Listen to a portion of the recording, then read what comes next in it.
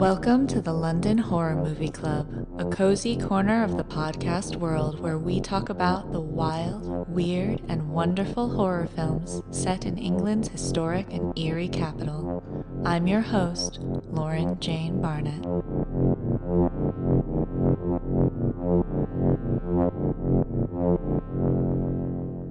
Hi, everybody. Thank you for joining me for the third season of the London Horror Movie Club. To kick it off this Halloween, I have an amazing guest I'm really excited about. He's somebody I talk to about horror films all the time, and that's also somebody who's recommended a lot of horror films to me, and that's because he's my big brother. So welcome to Chris Safikowski. Chris, thanks for being here.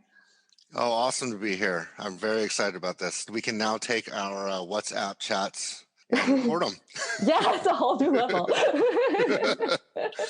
That's brilliant. So we are talking today about Shaun the Dead. It was so cool that you picked this one to do. It's Edgar Wright's one of my favorite directors. It's a great film. For anyone who doesn't know it, essentially it's about what would happen if actual real people who lived in the real world were faced with the zombie apocalypse and were British. So nobody's got machine guns. We're all a bit confused and lazy, and it's fantastic. That's how I describe it. I'm keen to know, how do you describe this film to somebody who's never seen it?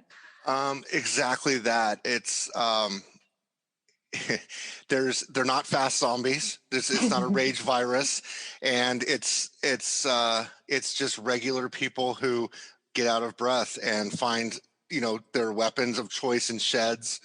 And I love everything about it. I mean, it makes you laugh, obviously, but I mean, just the fact that there's a cricket bat, it drives home the British part of it for me, and the pub being the main place where they want to go. It's like that central thing, but so it definitely drives through that. But yeah, it always makes me laugh that you can push and run in a zombie movie. Like, just push them out of the way and run, and then they're like, we're free for a couple more minutes. I love the zombies in this one because they're so, one of my favorite sort of things that I loved is from the start, they have all these scenes of just normal people looking like zombies. And it's true, they're just people when they become zombies. They shouldn't be like Supermen. And I love that they are just like the drunk girl in the backyard turns out to be a zombie and not a drunk girl. Right. Or when they walk out of the pub and the person's like making that noise, and then they like make fun of him back. Yes. Because they just figure he's a drunk guy, but he's actually turned into a zombie. And it's just, and then the walk from the house to the store in the morning where he's just like, he gets hit by, he's just like shuffling around, and he's just like, it's just that normal day, every day, we're zombies and we don't even realize it, and then it's like the real zombies come and it's like, oh, okay. Yeah, exactly. That was one of my favorite things about that. Actually, I don't. Did you remember what you thought when you first saw it? Because it had come after 28 Days Later, hadn't it? Yeah, so I'm a huge fan of rage virus movies. It actually scares me because I'm a very big and slow individual. So the fear part of these, like the 28 Days Later, or there's the Brad Pitt one. Oh yeah, it's World War Z. World War, yep. And those movies I really enjoy because they're very terrifying to me, because it's just like, what would you do? Like, and then where these movies I can sit back and enjoy a little bit more because I'm like, well, I can walk fast. I can do a brisk walk. And but I remember when I watched it, it threw back to me. I remember when we were kids, and you were probably too little, but when we got together with our uncles, and we were, I think it was Lake Tahoe maybe even, and it was old black and white TV, but we had a VCR and they played Night of the Living Dead. Oh, no way. I don't remember. And so I was allowed to watch it. So it's the old black and white version. And I remember thinking then, this isn't scary. They're slow, because when you're a kid, you're like, I can run fast. And so I kind of had that same feeling where I was like, I love it. But I also, my second favorite genre of like horror movies is horror comedy. So like, this movie I knew nothing about. I actually did see it in a movie theater. I drugged my wife to see it. She hated it because she doesn't like gore. She doesn't like horror movies, and she doesn't like zombies. Oh, it's a perfect date night then. It was it runs, we have a good long tradition of buying tickets to have her sleep. I just knock her when she starts snoring. But yeah, I remember going to see it, and I loved it immediately. I was that way from the first scene. I watched it. Man, I rented the movie with my friends in college. I watched it, and the very first scene where you have the two of them talking, and then like the camera pans to Ed, and it's like, not that I feel, not that you should feel bad, Ed. It's like, yeah, whatever. And then the pan to the friends. a minute in, and I was already like, this is hilarious. I It love was everything great. about it. Yeah, 100%. It's well, Ed steals the movie to me. I mean, they go and so they and I'm on a blank on his name. I'm horrible with names. I'm good with faces, so I could tell you the movies he's in. But the stepdad, Shaun's stepdad. Oh yeah, Bill Nye. I can't remember Yes. his name in the movie, but yeah. I don't remember his name in the movie either, but he's one of my other favorite characters. But when they go in to go save his mom, Shaun's mom, and Ed sees the Jaguar. And he Oh, just wants to drive the Jaguar. I was like, so there's like little humor thrown in there, but I mean, just at the same time of like these zombies like ripping people apart. Edgar Wright really does a good job of.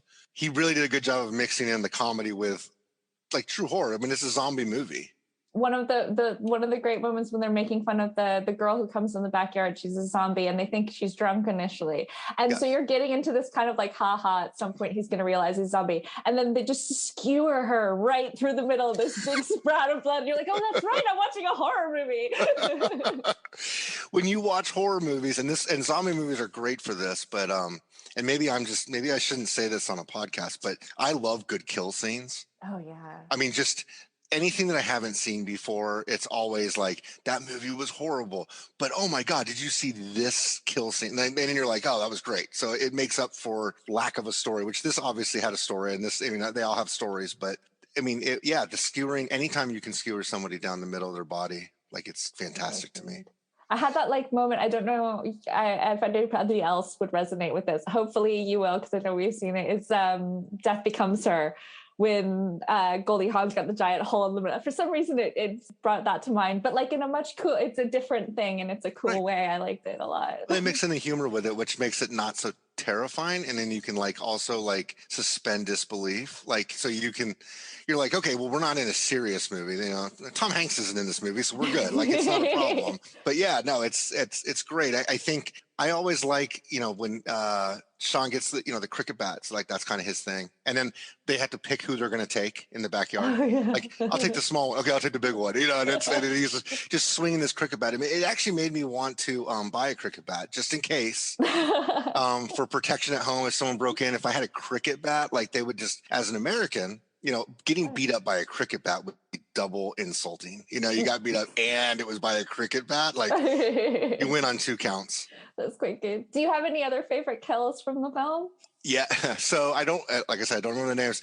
When they're at the end of the movie, they're in the pub, and they all start kind of fighting at that point, and they find out, like, you know, the guy really likes Shaun's girlfriend, and he's like, I'm gonna leave, and then they start to drag him out, and it's the slow kill of like them just reaching into the body and pulling out parts. Like, how easy would it be just to be like, yeah, he's dead, obviously he's dead, like, maybe bring him down into the street and then you pull out parts. No, they're like lifting him up, and you just see the hands go into a body and like pull out like intestines and stomachs. And I was like, fantastic. You know, it just makes me happy. Yeah, no, it's true. I think that's one of the great things about this film is it finds the joy in, if this is okay to sort of comprehend, the joy in horror films, because it's like going to a haunted house. You know you're going to be safe, so it's fun to get this little thrill, and it feels like they get that it's fun as well as supposed to scare you.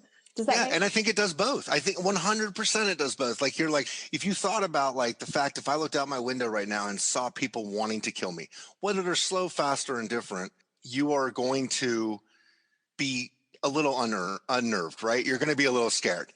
But at the same time, you know, they're zombies. And so you can mix it into like, I would hope that if that ever really happened, that I would be able to do whatever you need to do. But yeah, when it's a movie and you're watching it, like, you can enjoy it, like, kill them. Like, don't just like run, you know, like, how easy would it be? I mean, especially in America where there's like, you know, if there's a zombie apocalypse, I could drive to North Dakota and be fairly safe as long as I can get out of like the populated areas.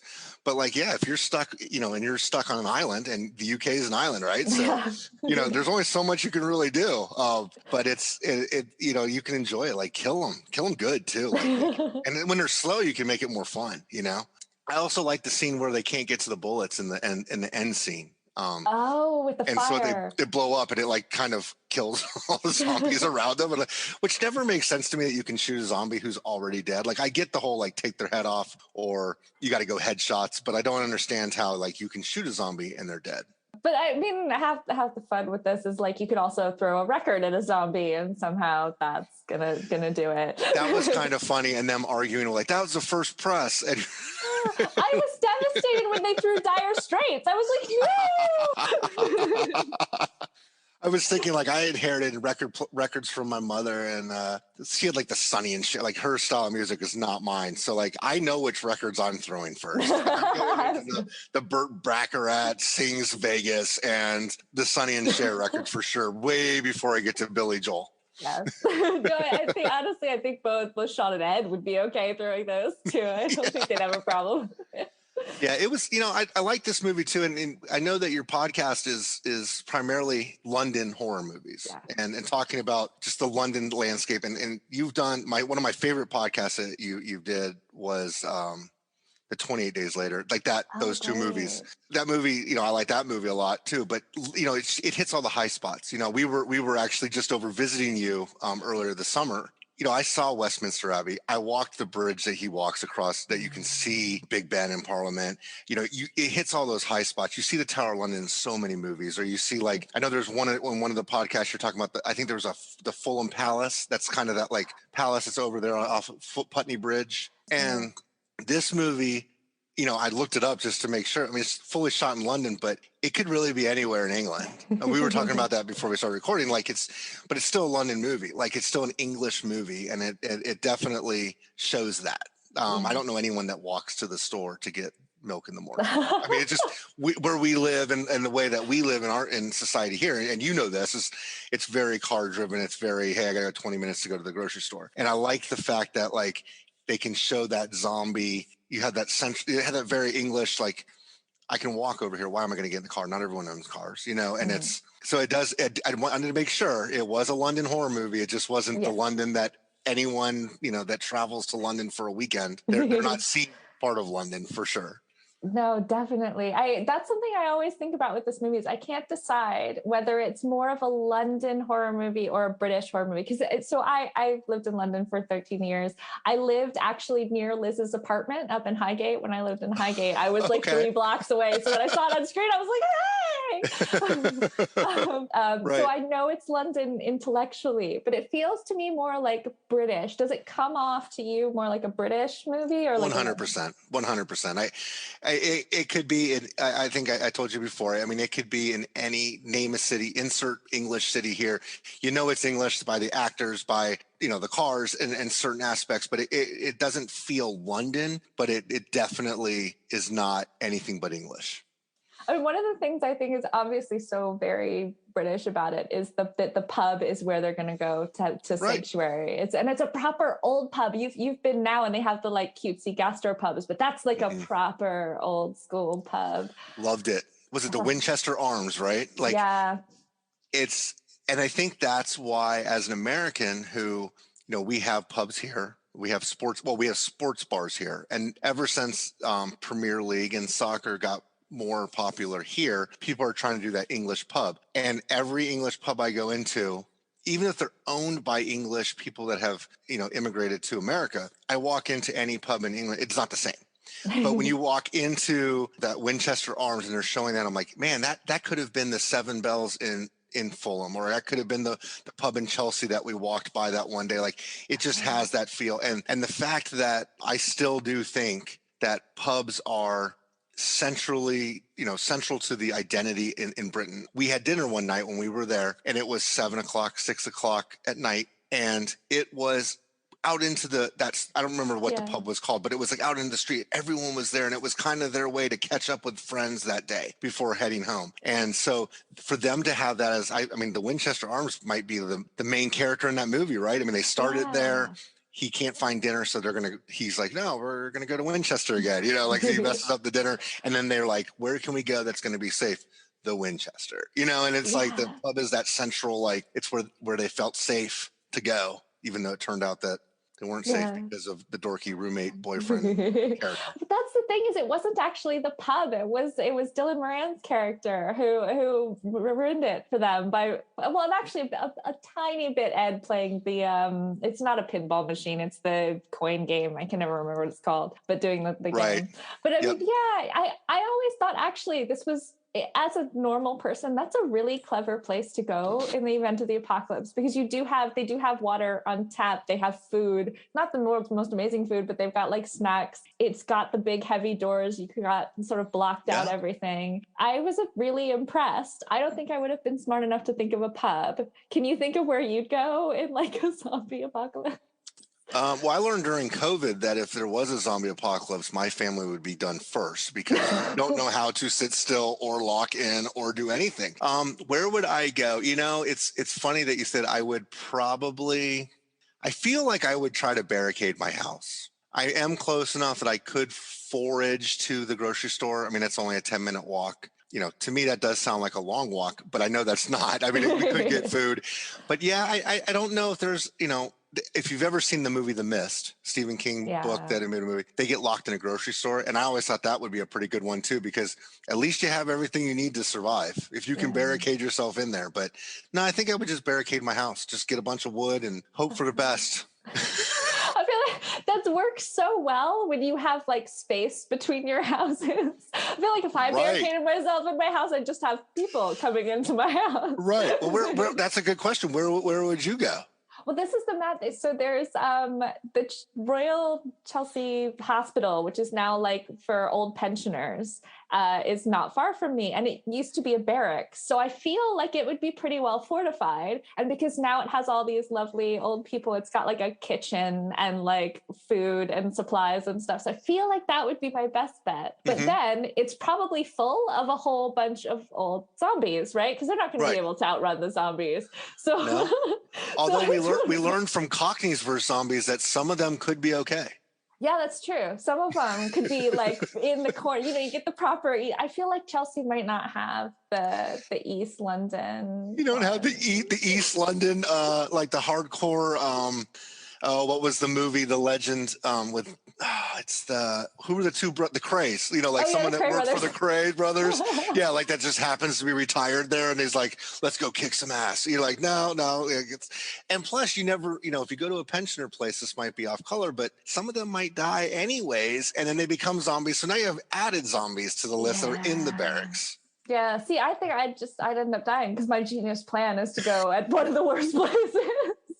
So what we've learned is the survival techniques of our family, at least between us two, are not very good. Not great. Maybe it would be wise just to have a really good party and like an end of the world party. Like you're like, you know what? We could run and try to see what happens, but we could have a kick-ass party and maybe we get to see some good kills before because it's our turn. And weirdly, that leads us directly into another Cornetto Trilogy movie. We could do World's End. We do pub crawl through the end of the world. It'd be great. Yes. How fantastic would that be? That would be so great.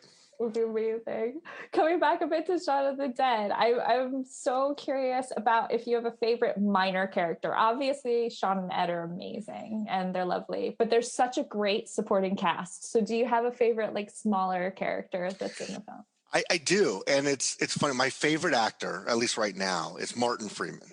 And I have BritBox on Prime and I watch, and I've seen a lot of his shows there, and he's in Black Panther, and he's really made a name for himself with Sherlock. He was in that with Benedict Cumberbatch. Yep. But there's a scene where they're trying to get to the Winchester Arms and they're kind of running through back alleys. And his ex-girlfriend, who they've introduced earlier in the movie, is running with her group of friends, and they're a mere like cloned of each other, right? So it's Shaun and his girlfriend, but then Martin Freeman's her boyfriend. And then as they pass each other, each of the mirrored friend is like, hello or good day or whatever. So yeah, I like little things like that. But I mean, the stepdad as a more minor character, I love him in every movie he's done. I mean, he is fantastic. But so like those two are the ones that like, I'm like, they're in the movie. They're probably not going to be billed, on the poster. And Martin Freeman, while he's not a real character in the movie, I mean, you only see him for a split second. It made me happy. And just anytime you do a mirrored friend, Seinfeld had a really good episode one time where Elaine starts hanging out with new friends, and there's another Kramer and another George and another Jerry. And so I always like that. I always think that's a fun thing. And I think Edgar Wright was like, it was like the perfect time in the movie to do that too, as a director. Like he put that in a perfect spot. And I loved, you're right, Bill Nye was so great in that. That was something I found so amazing about the movie, watching it again. Like you watch it and you remember all the funny bits, but then you go back, there's a lot of really sweet, emotional pieces to the film, like that Shaun gets over the fact that he's his stepdad and like has to say to his mom, it's not my father, that's not your husband anymore. And like he decides, he has this fantasy all throughout of killing his stepdad and he decides not to. Right. And that's such a sweet, lovely moment. They do throw in, I mean, he does a really good job of throwing in real human emotion. It's not just a cartoon of a movie. You know, you see a lot of horror movies where it is just like, let's see what kind of kills we can get. Let's see how we can gross people out here. And they do a really good job of building the characters throughout the movie, right? I mean, they introduce you to the stepdad at the TV store. And you're like, oh, he's kind of an ass, you know, like he needs to be because Shaun doesn't like him. And then he's like the curmudgeon old man. And then he's like, he's been bit, but he's like, I'm not going to the doctor. We're not leaving here, blah, blah, blah.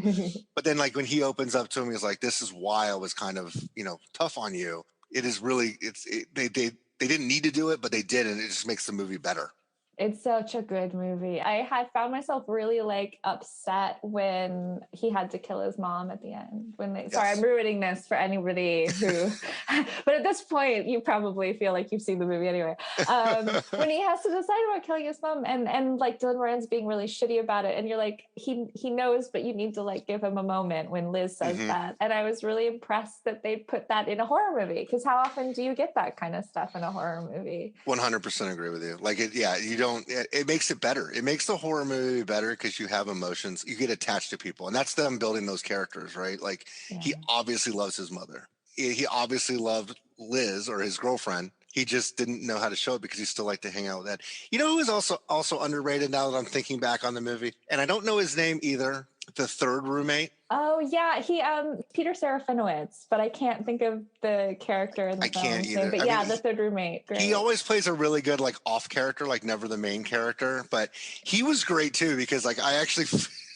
He's like, get him out of here. Like I'm just done with him. And he's just kind of like the like he's grown up and everyone else hasn't grown up. And so like it sets that stage for like Shaun and Ed to be they're the goofballs. They're the ones that didn't grow up, right? And he's like trying to move on and get up. He's got the car. He's got to get up to go to work. You know, they're playing. They're mixing music after being drunk at the pub, and it's yelling at him. It's great, like because everybody that grows up and gets out of college, especially if you're around your college friends, not everyone grows up at the same speed. And so, like to do that, you've basically said, well, he's not going to be in the movie. Was it the antagonist? He's the antagonist. Where Shaun and Ed are going to be the protagonists. So like they build that character very good. I mean, Edgar Wright does a great job with his characters, even though they're fun horror movies. Yeah, it's such a good one. You're right. Actually, thinking about that, even though this is like such a British movie, like you said, it's really British. Things like that are so universal. He really gets onto like you said, some people grow up differently and you feel more and less detached from your friends, but he did that really well. He did, yeah. Do you get a feel that like Shaun, I always felt he was very Gen X. Do you feel like he's a good sort of Gen X? Yes. Do you think he's more like no? I think it's a Gen X movie. I'd be curious if I let my daughter, your niece, watch. She likes horror movies, and if she watched it, I think she'd think it was dumb. And I think it's because the mindset is just different, you know? It's, I mean, not that it's a bad thing, but I think after 20 minutes, she'd be like, well, this is ridiculous. I know it's not going to happen. It's not like they're more into that, like that Asian horror genre where it's there's the mystery, there's the tale behind it. And they're unfolding all this, like putting the puzzle together throughout the movie. Whereas opposed to this movie is like, you got zombies. You got regular Joes. There's nothing special about these people. They got to survive and go.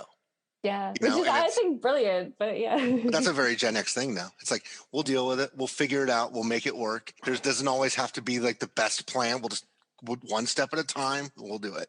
Not to crush Gen Z people. I'm not trying to do that. But no, but it's different. It's generational differences. I have a question for you.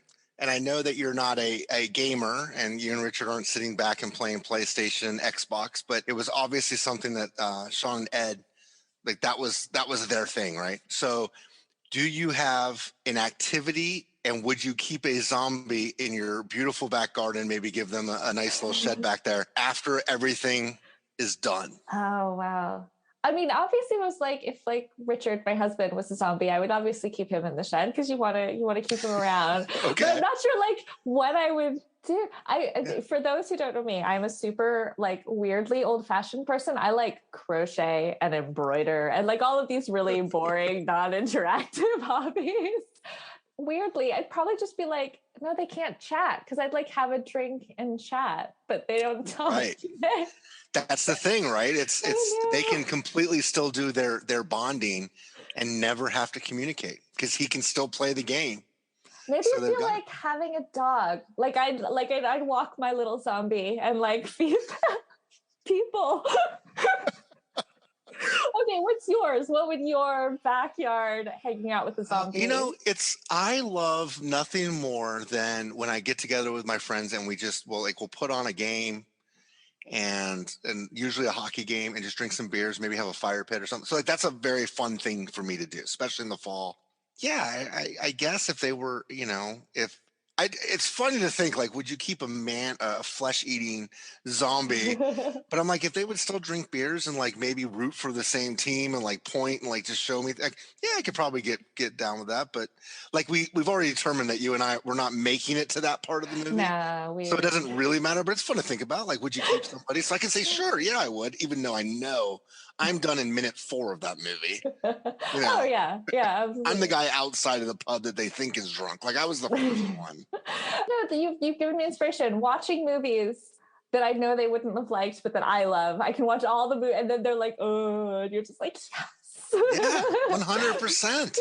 I have a really good friend who does not watch horror movies. So it's my favorite genre of movie. Like I will watch anything, and I might turn half of them off. I mean, they're just that bad. But like, I will try out whatever horror movie there is. And I have a friend that doesn't watch them. But if he was already a zombie, I could probably sit him up in my attic, like where my TV's at, and like we're gonna watch Halloween 1 through the 18 that they've made. And you're gonna sit and watch all of them back to back to back to back to back, and he wouldn't complain. Be able to say anything. Exactly. This is We'd perfect. order some Grubhub, and I'd have the guy come in and let him eat him, and then he could be full, I'd be full with my food, and then we go back to the next movie. This is amazing. This is perfect. I feel like my best friend hates horror movies, and I'm always telling her. I was like, "Oh, you'd like this one." And she's like, "No, I wouldn't." I'm trying to think. So let me ask you this: you watch a lot of movies, especially. I want to know your London horror for a person who does not like horror movies, like your friend. What would you recommend as a starting horror movie? In franchises, you can look at, like, I'm a huge Doctor Who fan. There are 2 episodes of Doctor Who that I would tell people to start watching. And I've done this with 3 people and they got hooked and watched all of them from there. What is the horror movie, that starter horror movie where you're like, watch this, and then that might get them into, maybe I don't like slasher flicks, but I like the paranormal, or what would be your starter movie? So with London, I think this is the thing with horrors, because there's such like a big variety of horror. It kind of depends on what you like. With someone like Steph, who, she watches lots of sort of the normal girl stuff, rom-coms and stuff. There's a great London horror movie called The Man Who Changed His Mind, which is basically this guy who decides to like use Nosferatu's brain in his body, because why not? He's dying of brain cancer, so he goes, well, I want to stay on as like the head of my company, and so I'm going to have, not Nosferatu, what am I thinking? Rasputin, sorry, that makes a lot more sense. A little bit more sense. Yep. Okay, got it. And he puts his brain in, and it's so basically, it's not, the horror movie is about him trying to do this. It's not like super gory, and then when they do, the brain of Rasputin is like this really compassionate, lovely person who doesn't want to be in the mind of a CEO. So it's like, it's got lots of character and lots of heart, but then there's a scene where the doctor saves I'm ruining the movie, but the doctor saves Rasputin's brain, and so the guy goes out and picks like another random brain, and in that sort of young Frankenstein weird joke, it's the brain of like a total idiot, and so he wakes up and he can like barely walk and move, and so and he's walking down like a London street, and he looks kind of like the Frankensteinish. So there's funny bits, and it's like you get to see him walk through London, so it's kind of very London-y, but it's not. But it's very low-key horror, and it's black and white. So probably like that one for Steph, although I still can't convince her to watch it. She's like, no, it's going to be scary. And I was like, trust me, this is not a scary film. See, I wonder if sometimes that comedy horror, like if you're not into gore, it's really hard. Yeah. Because I think you could get away with doing this, Shaun versus the dead. Yeah. Or you could do American Werewolf's a great one. okay, so I just watched that for the very first time after we got back from London, and I absolutely loved that movie. I had Yes. seen pieces. It's been on TV. I've never sat down to watch it from beginning to end, and I did watch. So that one would be one that I would say, "Hey, try this out." But there's gore. So like someone like my wife, who she'll watch a horror movie, loves the paranormal, like those paranormal, like it's Halloween time. Let's do something that's a little scary. She doesn't want to see blood and guts.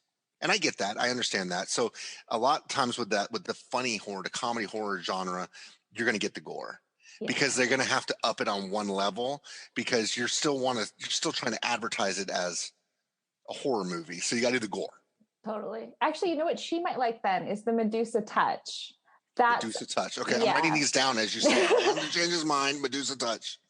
This is another not gory, and it's set in the 70s, so it's a little bit more modern, a little more what's going on. And there's a guy who he's telekinetic, and so he can do things. But ever since he was really little, it's when he gets really upset, something happens. So he can't like just do it at will. It's like he gets mad at his parents and like a car runs into them, like that kind of thing. Okay. So, but you don't see it massively gore. Yeah. It's more sort of like psychological horror, and he gradually like becomes this really old bitter man, and so is then vindictively doing it, but part of him has a conscience, so he starts seeing a therapist to stop himself, and she doesn't believe him, and it becomes this huge thing that ends up like a space mission gets involved, and it's very London-y, and there's lots of London locations you'd recognize, but there's no gore. It's all sort of tense drama, and like there's a moment where like a giant piece of a cathedral is about to fall on the queen, and she like gets taken out of the way, and so it's stressful, but like nothing bad happens. Yeah, no, I will definitely watch that. That sounds kind of like a better fire starter. Yeah, I think it was. I think it was a lot more subtle. It was started out as a book, so it has like a lot of character to it. Do you have a good London horror movie that you think if nobody's seen it, they should watch? Well, gosh, I mean, the recency factor in my brain is that American Werewolf in London, right? One. Like it was so good. Last Night in Soho, surprisingly, I watched it 4 times. Like I really liked it. I loved the cast. That's more thriller, I think, than horror. Like I guess I would classify that. I guess you could do both.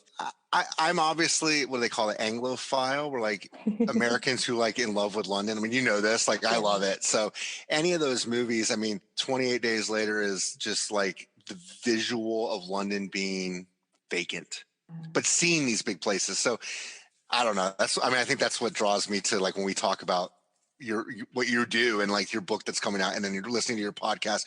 I love it because like I'm like, I've never seen this movie, or even if I have seen this movie, like what am I missing of this movie? So I would probably go with American. Actually, I take it back. I would go with From Hell. Oh wow, yeah, crowd pleaser, From Hell. Yeah, like again, why you not? Got the gore, but really good. Well, I still think to this day that there has not been a good Jack the Ripper movie. I would say that there is not one. Interesting. Why? Yep. This is a great statement. I think From Hell. So every Jack the Ripper, since no one knows definitively who Jack the Ripper was, everyone usually, well, I haven't seen all the movies, so I can't say that there's not a great one. There's not a great one that I've seen. And I've seen a lot. I was going to say there's 25. So is there 25? I haven't seen 25, but I bet you I've seen at least 12 to 15. Because I will watch, if it's Jack the Ripper, even if it's like the old school black and white, I'll watch it because to me, that had to be, that was like pinnacle of the press starting to be the press where it's like, we're going to start putting this out there and we're going to rile people up to buy more papers. And so you have anything serial killer wise to me is scary, but then you add in the mass hysteria of the surrounding towns. And I don't think they capture any of that. I just don't, I feel like, yes, I've seen someone get killed with a knife probably 1,000 times just because I watch horror movies. And that's how many, you got to kill people somehow.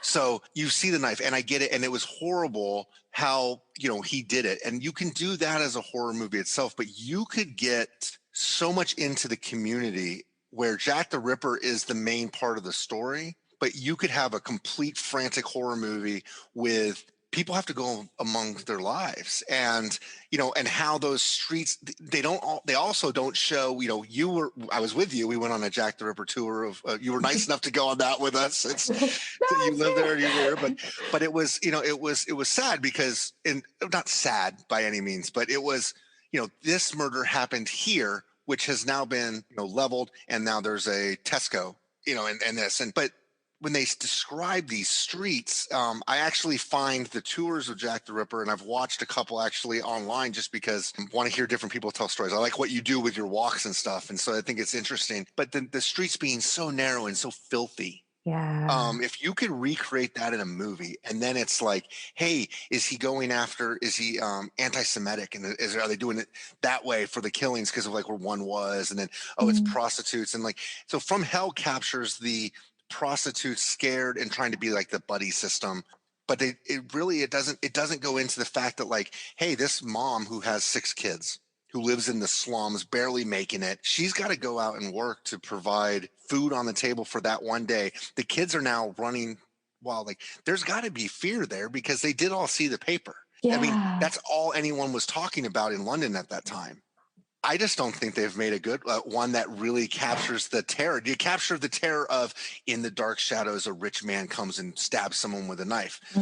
But also, if he's killing prostitutes, then do you and I feel okay and safe? Because we aren't that. But at that time, I would think that they would be like, everyone was you're looking at everyone a little bit differently. Like, yeah, are you someone who right. could do this? So I think that you could really do you could do a very scary movie of Jack the Ripper without it being Jack the Ripper being the main scary part, like the cutting and the things. That's just my opinion now. No, actually, I think you're totally right. That's actually a really, really clever point, because you're right. There's very few. There's sort of one movie that tries to do that, but it was back in the 1927. It was Alfred Hitchcock's first movie. Do you know The Lodger? It's a silent movie, so it's not. No, like, I've not watched it. I've heard of it. Yeah.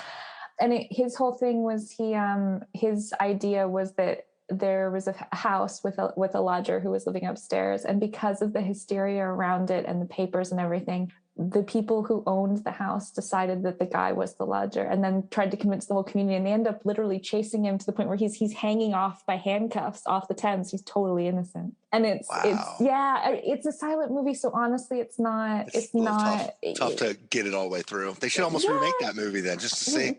This is the thing, is they should. I think he did in 73 he did something similar called Frenzy, which wasn't Jack the Ripper. It was based in the 70s, but it was the same sort of idea. But I feel like you're right, somebody should take that idea and go nuts with it, because it's such a cool, the minute you said it I was like, you're right, like, why has nobody done it?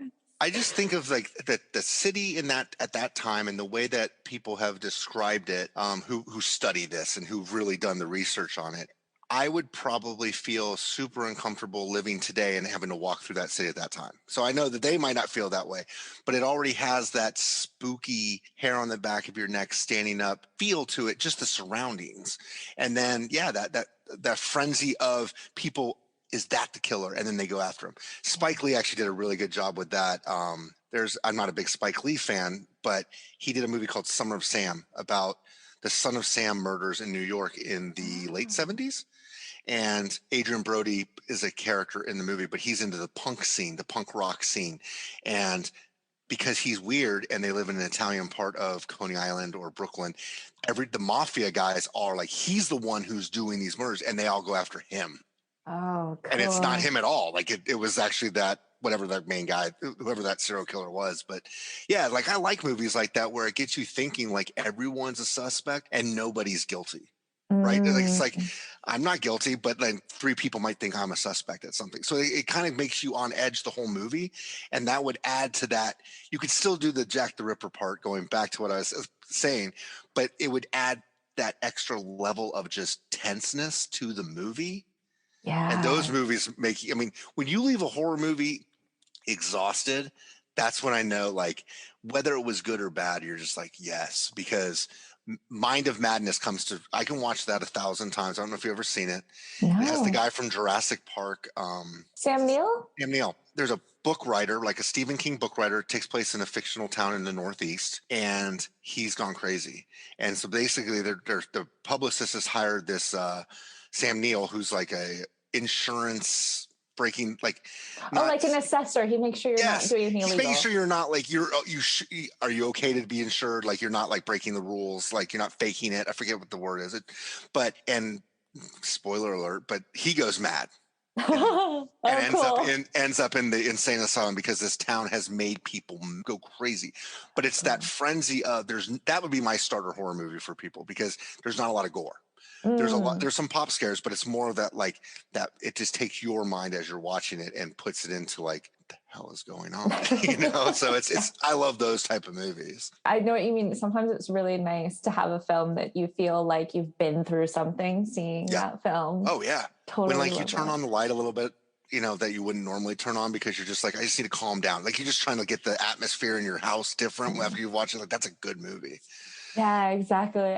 So did you ever see London Voodoo? It's I think like 2004 film. It was an London indie film. Voodoo? Yeah. Oh, I'm writing it down.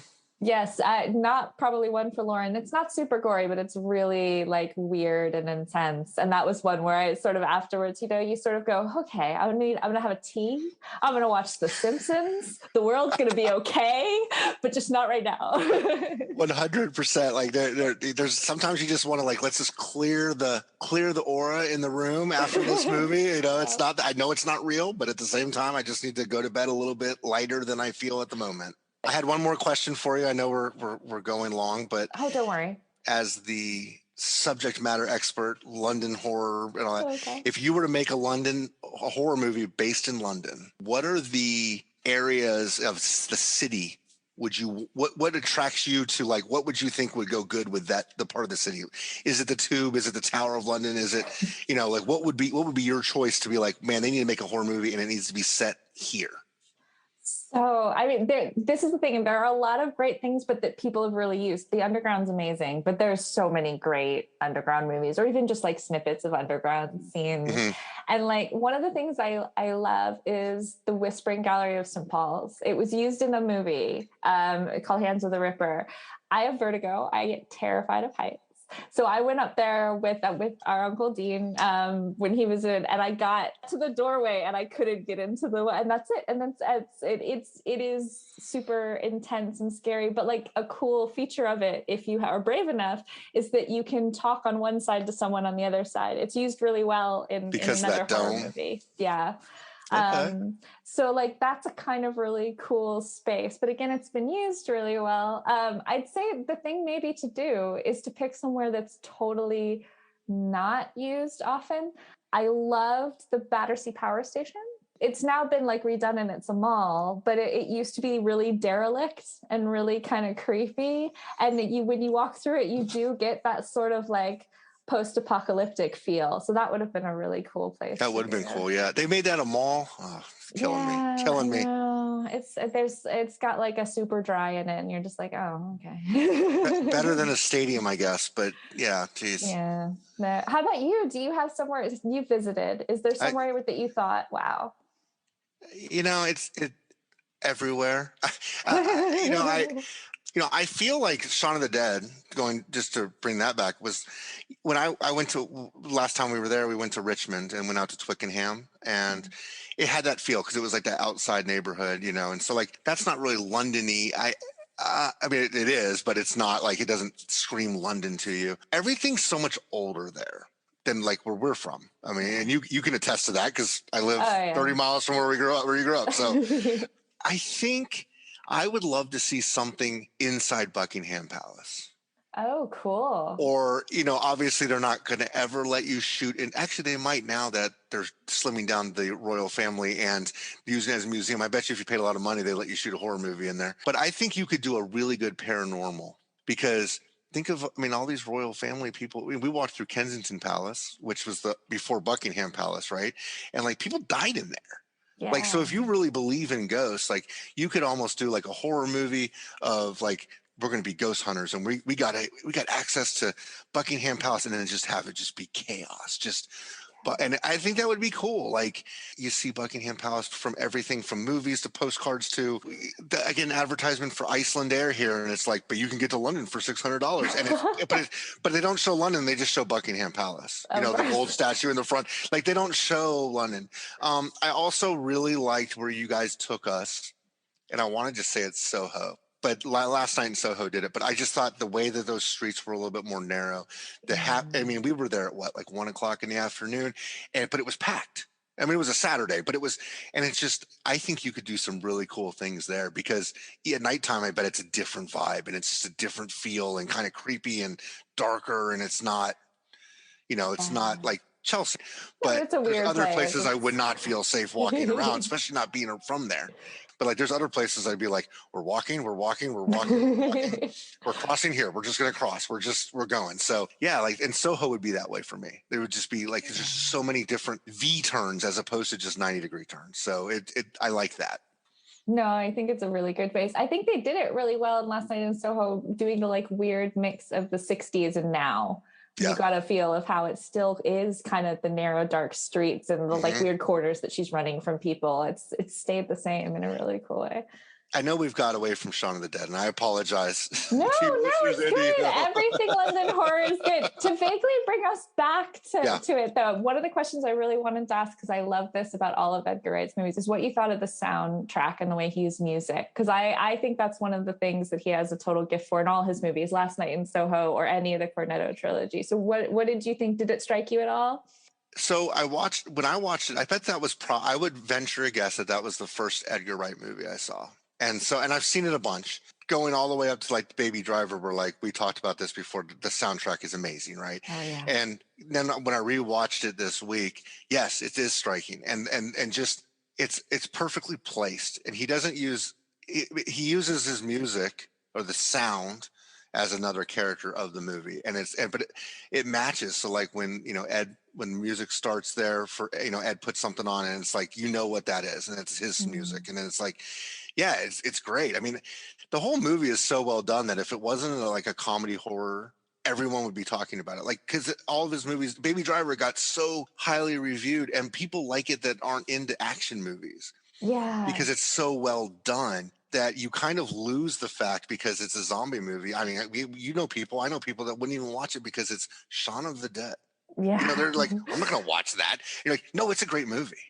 It's a great movie. You're going to laugh. You're going to be like, oh my God, you're going to see cool things. And the music is just great. And anytime you can add music into a car, which is that, like where he's driving the Jag. Oh yeah. Jammed in there, and he's got that like the metal going or the rock going, and he's like, turn it down. It's just so perfect, right? Yeah, I loved it. The end of that scene, sort of this is when the for anybody who doesn't know, it's when the stepfather is sort of turned into a zombie. The music's playing in the car, and Shaun says, "There's nothing of your husband left," and he bam turns off the music, and they're like, okay, there's something of your husband left. A little bit, yeah.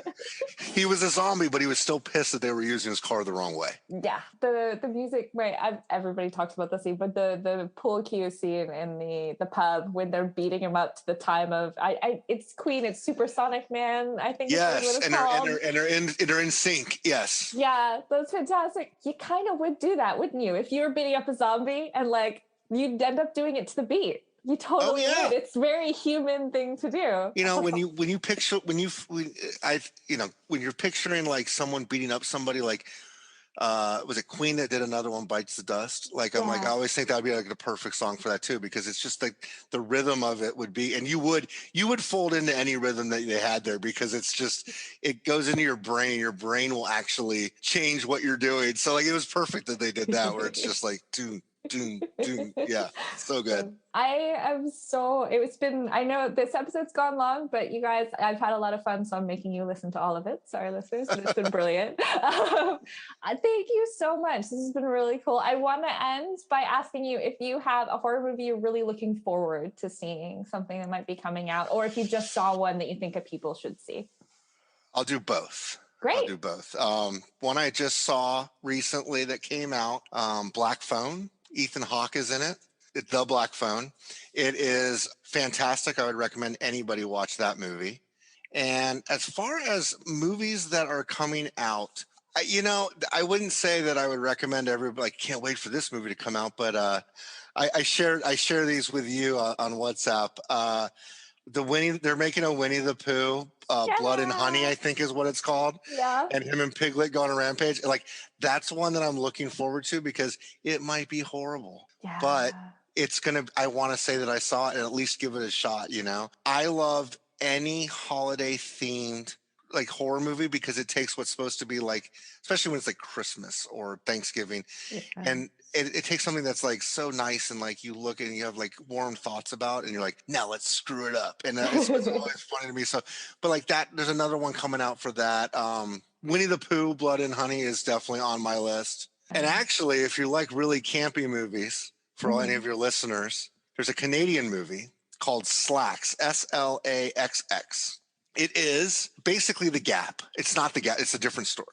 They have killer jeans. Love it. And they're going on like this big sale tomorrow. They have to like stay out for an hour, and the jeans start killing people. Oh my God, fantastic. I only got through 45 minutes of it. I actually make some of the really bad horror movies like short stories. And so I loved it. I just didn't want to watch an hour and a half of it. No, Like I got the gist of it. Like I was like, okay, I've seen a zipper eat somebody. This is fantastic. No, you're talking to the girl who watched Lamageddon. I can handle anything. Lamageddon, so good. These B movies, I think there's something so lovely about B movies because you don't have to worry. You can just go, Right. This is going to be nuts. Let's just turn off our brain and have some fun. No, 100%. And the B movies are good too because they're B movies. They'll try to push the envelope of like good kills. Yeah, So if you're trying to follow good kills, B movies usually have some pretty some good impressive kills. ones. I am excited to understand how a zipper is going to kill someone. I'm looking forward to this. You have no. It's gonna be fantastic. You're gonna remember where you were when you watched it. And on that amazing note, that's the perfect thing. That you're gonna remember where you were when you watched it. If you haven't seen Shaun of the Dead, how is this possible? And you must feel like you've seen it now, so definitely see it. Thank you so much again, Chris. This has been so awesome. Loved it. Thank you for having me. And I'll also end by thanking Cucurbit, who have done the sound on the intro and exit, brand new for season 3. And thank you all for listening. This has been the London Horror Movie Club.